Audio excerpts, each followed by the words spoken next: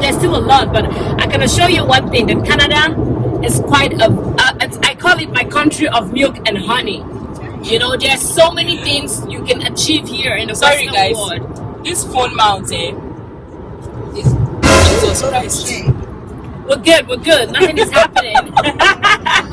But the reason why we're doing it is because we are actually more doing the talking than the driver. So we're good.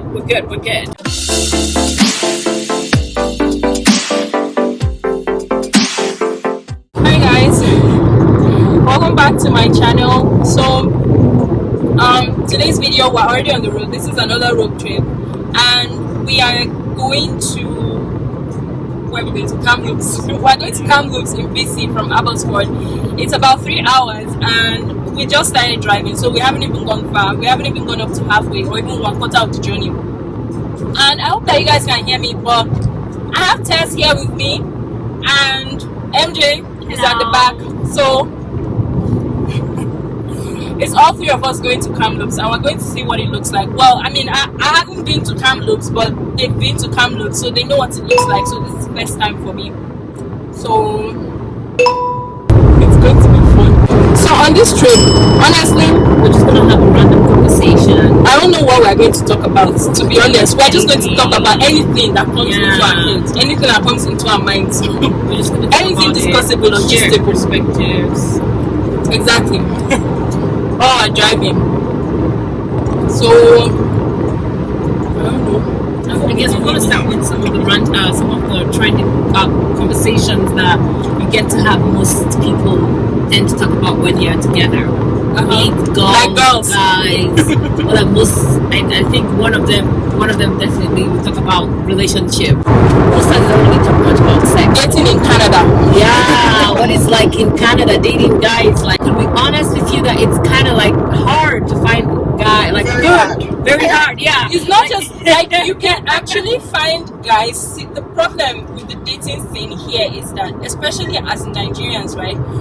There are a lot of Nigerian men here in this Canada. It doesn't matter what city you married Nigerian. Exactly. Man. But it's very difficult to find somebody who, like, a lot of them have commitment issues. If they are not married, right, their eyes are tear finish. I understand what with the try talk, but when it comes to Canada, it ain't hard. The person find correct guy we get that cultural value. We on a go feel beat on a chest, say, I feel start future with this kind of person. And with the way trend content now for Western world, we go see guys we go tell you say they look for woman, we get this one, they look for woman, we get that one. They go see find the whole complete one they look for, but they go still get one quarter for out where they go complain about. So my brother, my sister, you know, easy. The same goes too for women too. Make I no lie. If you get correct woman too, where if they chook eyes up and down. But the question be say, are they really ready to settle down when it comes to the Western world? And how soon do you find that happening? A lot of them at times want to acquire as much as they can to settle down, because truth be told, it's really not easy settling down in the Western world. I remember somebody telling me, give or take 5 years to find yourself really settling down, especially when you come in as a student, right? You have to think about studying first, and then after which you then get your work permit, right? And then you work for a couple of years, maybe like a year or two, and then you think of putting in your permanent residency. So at that point in time, a lot of people are not really thinking about marriage, you know. And we know most of our Igbo brothers, they know they marry on time. They wait around that kind of late 30s before they go to think of marriage. You know, most of them will tell you, say they don't want to bring home, they go suffer. And I totally get that. Trust me, I totally get that. I mean, you don't want to go marry somebody where you know if you take care of, right? I mean, you don't want to go marry a person where you go to think, say the person will do 50-50 with you. Like, say both of like roommates. So I totally get where they come from. So give or take max, if the person won't come Western world, maybe you just keep yourself for that loophole, say around 5 to 6 years you see yourself settling down. Except you come here as permanent resident, when we say in the party you don't get up. Exactly. But even at that, financial wise, you still need to have something to offer in a marriage, right? I mean, I don't go encourage any woman as we do like this. So when you enter marriage without having anything financially to support, to bring to the table, so you better say that you carry yourself small first. You know, work, make some savings. You know, get that financial stability. Then you feel it's okay. I don't already make an enter commitment, because these days, like 90% of the divorce that we're seeing these days in Western world is related to finances. Money, lack of money, exactly. So amongst other things. I feel like the dating scene here is very similar to, well, maybe based on experiences, but it seems as if it's similar to what goes on in the US, because many people are. I wouldn't say they are not serious. I would just like to say they are not ready. Yeah, more right? like they are not ready. Sometimes you ones might that be are ready. Once are ready, Exactly. they want to go and marry white. Exactly. To get papers. So yeah, it's also like that. That's very rampant, and that's one of the reasons Yeah, why I like exactly. Canada. Because Yeah. if you know what you're doing, you don't need to You really don't have marry to go somebody through that. else. Exactly. Like as long as you're coming through the right process, you apply to get your study visa, and then you get your study visa. You when you're done with your studies, you get your what they call the postgraduate work permit. That gives you about 2 or 3 years to work. Full time. You just concentrate on your thing. Like after working for a full 1 year. You can actually apply for a permanent residence. I mean, right now with the COVID situation, you don't even have to wait up to 1 year anymore. They have a program that they have already initiated that is going to close by November, right? No, yeah, November 5th. So it's more That's for like international graduates. Yeah, especially for international graduate that comes to study. For the international graduate, whatever, the slot close really quick. Yeah, within minutes, they had already reached their quota of what, like 40,000 or 90,000 or something like that. Fast, yeah. So I mean, again, it's basically about that focus. I always used to say stop your distractions and feed your focus. So in Canada, when they say there is an easiest way, it doesn't mean there is the cheapest way.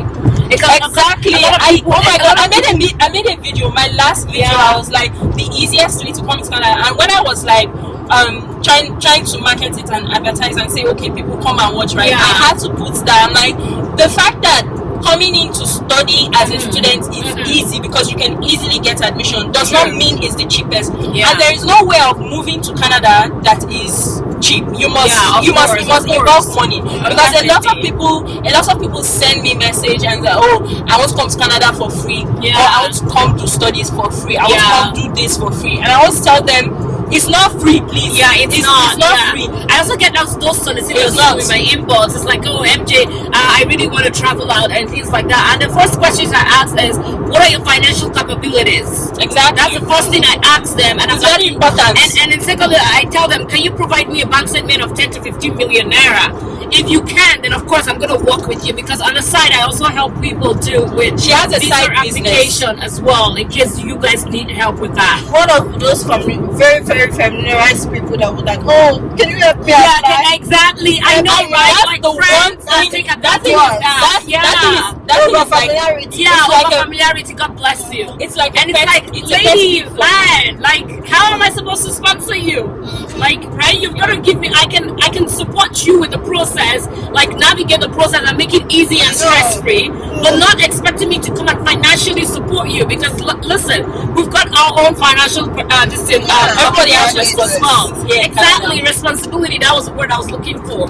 So like it cannot like much better. It cannot really be like, oh, can you help me? I also need to travel too. And then the question I ask them is, how much do you have? They'll say, babe, I don't get much. And in my mind I'm like, what the heck? There's something someone told me. So there's this girl I know who also has a YouTube channel, and she's the girl that I did a collaboration with. Okay.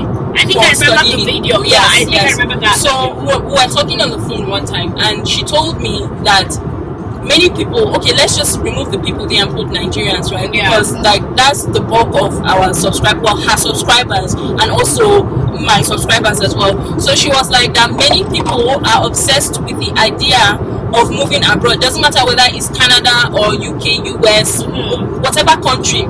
A lot of people are obsessed with the idea of moving. But when it comes to doing the work, they don't want to do the work. They want somebody else to do it for them. And I keep saying it. I've said it multiple times in my previous videos that if you really want something, you're not going to just sit down there and expect the thing to fall on your lap. You have to be able to put in that work. You have to be able to put in that effort.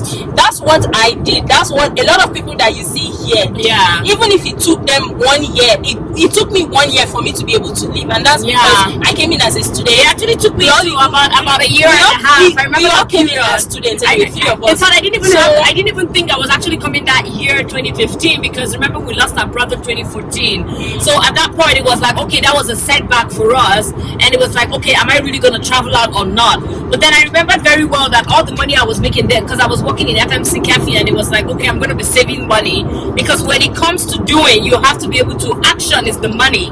It is not just I'm waiting. Exactly. That's not just even if it's whether studies, finances, PR, express entry. Yes, it's going to involve money. Yes. There might be other places that will cheaper. And that commitment, right? So there might be other countries that might be easier to move into, but it doesn't mean that it's not going to involve money. Insofar as you want to live out, I mean, look at how much it even costs right now to get international passport in Nigeria. Look at how much it costs. I hear it's almost 60,000 naira, if it's not even up to. Is it probably even more than? I don't know, right? But like just the passport alone for you to use to process visa for any country is expensive. Let alone wanting to move.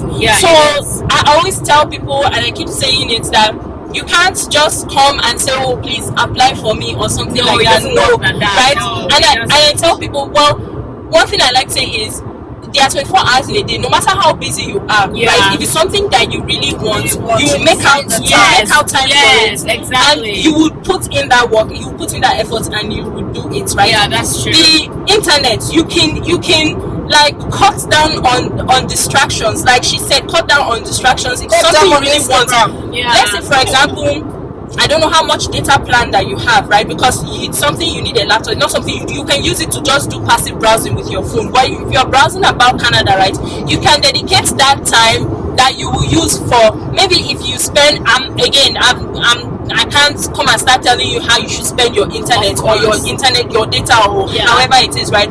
But for example, you have an internet plan or you have data, right? If you spend maybe 30 minutes on Facebook or Instagram or whatever, you can cut it down and say, okay, maybe I'll give, or if you spend 1 hour, for example, browsing and just doing all whatnot, if you don't have a business, you can spend like 30 minutes just doing some browsing, and the remaining 30 minutes you cut down on Facebook, and you cut away because social media can be very distracting, right? Very, very. So cut away all those distractions and then try and put yourself in focus. If it is financial constraints that is the problem, right? If you have to work to save, then by all means work to save the money to be able to do it. If you're able to find a sponsor that is willing to help, then by all means. Sorry guys, this lighting is somehow, but I don't know why. But just take it like that. So actually on the road. If you have a sponsor.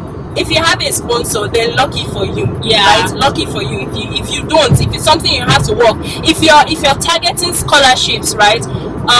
It's also possible to come here through scholarships. There are so many of them that you can come in with scholarship. But one thing you have to understand is that when you apply for scholarships, just bear in mind that you're not the only person applying. So you have to make sure that your application is competitive enough. Right? Yeah, and then of course you have to pray. You just have to believe in yourself. Number one, it's more or less like having that what's that project you want to work for.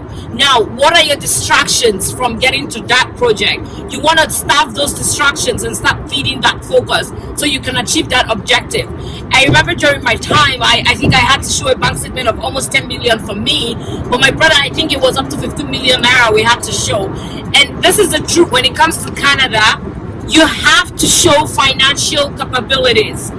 That is the honest truth. If you cannot prove that, there is a strong tie-in with you and your home country, being Nigeria, there might be a problem with your application. So you have to show that you can be able to sponsor yourself well without being a liability to them when you come here. And then you also, of course, you have to show them that you are able to study and go back to your home country. And of course, pray. I believe so much in prayer. And in case this, I don't know who this may help. You may have applied before and you were denied. Do not lose hope, because I was also once denied when I applied. But that did not deter me. I still reapplied the second time and I got it. So you still just have to keep believing in yourself while you keep doing the work, because you cannot just sit and fold your arms and say, oh, God's time is the best. Yeah, God's time is the best. But God's time is the best. What are you doing? Are you working? Are you saving? And setting priorities. I know, right? Because it's so funny when I hear people's priorities and I'm like, okay, you want this, you want that, you want this, you want this. What do you actually need? At a point in our life, it shouldn't be all about what I want.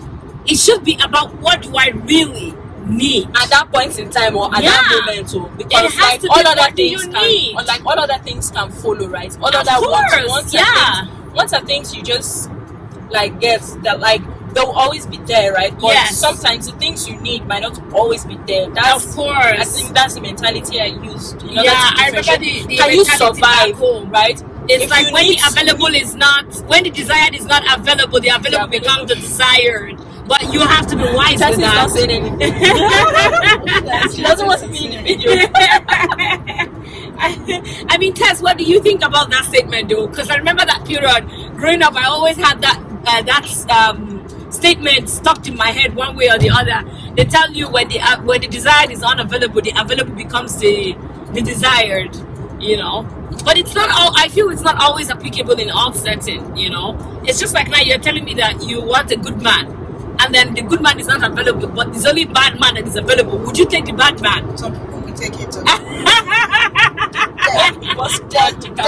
Desperation. Yeah. Desperation. That's true though. That's true. Like never find yourself desperate. Yeah, that's true. It's desperation that will make a man take 2 naira instead of taking 200. Yeah, you're right. You're right. So I prioritize. Yeah, that's true. Yeah. Prioritizing. Yeah, that's true. 3 hours later. So guys, we finally got to Kamloops. We got here over an hour ago, and I've just tried to rest and do some other things. We're still going to go back today, myself and MJ, but for now I just want to go and see around town just a little bit, important places or any places of interest. So and Tess is taking me. Tess is taking me. She doesn't want to be on the camera. So anyway, I just wanted to check in and say that I'm already here in Kamloops, and that's it. I'll show you some places.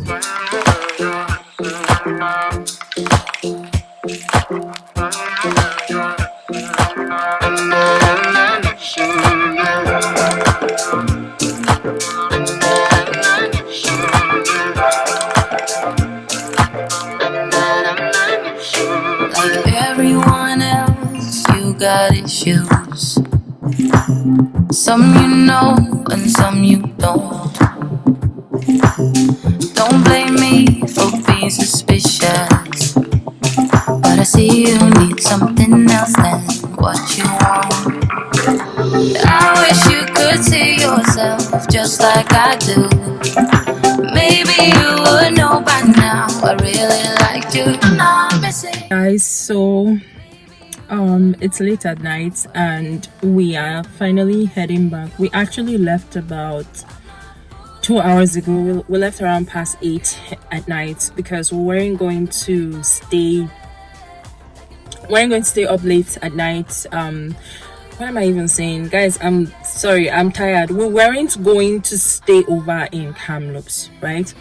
We were going to go and come back the same day, so that was the plan. So we are currently on our way back and we ran out of gas, so we're at a gas station and we just got gas, and MJ is she's using the bathroom, so when she gets back we're going to be going. Guys, I haven't been vlogging much because I've just been too tired to even hold the phone.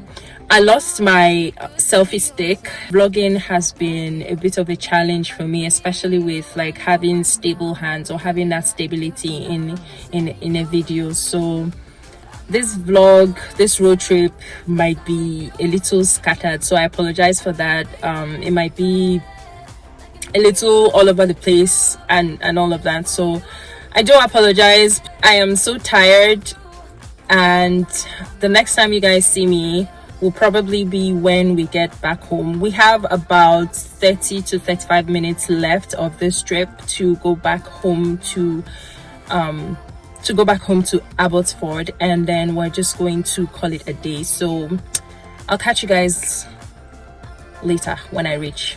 Eventually. So we're finally back home, and it's been a very long day. Most of it was spent out on the road, and I'm very grateful for Tess and MJ for keeping me company, but I did enjoy myself today regardless, and I just wanted to check in and say that I'm back home.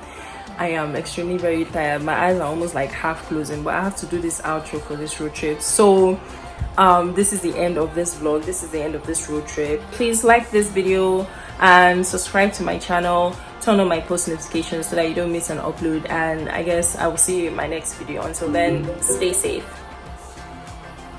Bye guys.